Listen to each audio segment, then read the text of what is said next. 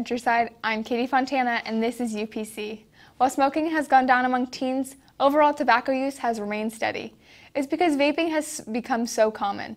The CDC says more than 2 million U.S. middle and high school students used e-cigarettes or vaping in 2016, and apparently many teens mistakenly think there's no health risk. It's a trend that many parents are not aware of, but e-cigarette use or vaping has grown an astonishing 900% among high school students in recent years, according to the Surgeon General. And a 2016 National Youth Tobacco Survey found that nearly 1.7 million high school students and 500,000 middle schoolers had used e-cigarettes in just the 30-day period before the survey was taken. One study out of Harvard found some of these flavors contained diacetyl, a chemical linked to severe respiratory disease. It's not water in these devices, it's called e-liquid, and when heated by the coil, it's changed to an aerosol. Columbia University researchers using this machine found the vapor has toxic metals like chromium, nickel, zinc, and lead, and as we know, there is no safe level of lead. With very little regulation, people are not fully aware of what they are consuming.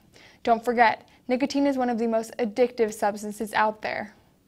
Universal Orlando has not yet released a date for the opening of the new Fast and Furious Supercharged ride, but we are getting a new inside look at Universal's unveiled several new pictures on its blog Friday, which show how immersive the attraction will be for fans of the movie franchise.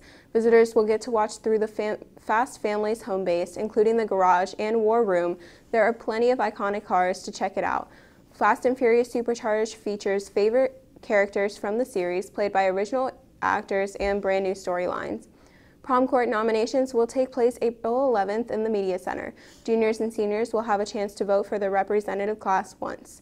Juniors and seniors will have a chance to sign up for their voter registration card. The news came out in late March that former Gators Jim McElwain sold his Gainesville house for $1.4 million, $400,000 less than what he paid for it in 2015.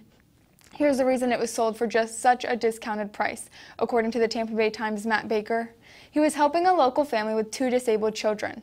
According to the Times story, Rick Stabb met McElwain and his wife Karen a few months earlier at a charity event held at the McElwain's 5,600 square foot home that contains open rooms, wide doorways, and ramps.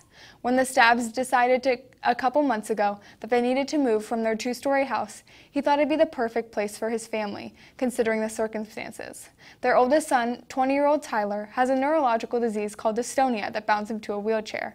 Their 17-year-old daughter, Samantha, has shown symptoms of the disease as well, and at times has trouble walking.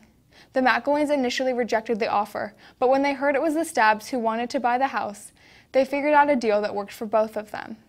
The McElwains have a good heart, Doreen Webb said, the Stabbs' realtor. No one knows that. No one appreciates that. 2 longtime Tampa residents who have spent their lives giving to others are now on the receiving end. Freddie Jenkins has lived in her house on Spruce Street since she was 6. She was devastated when Hurricane Irma damaged the roof and pulled off some of the sidings. She spent a lifetime giving to others as a veteran of the U.S. Marine Corps and employee at the Department of Veterans Affairs in St. Petersburg. On Saturday, more than 30 volunteers arrived at her home ready to help. The team for Rebuilding Together in Tampa Bay, the City of Tampa, and the Spectrum Network spent their day painting their home and cleaning the yard.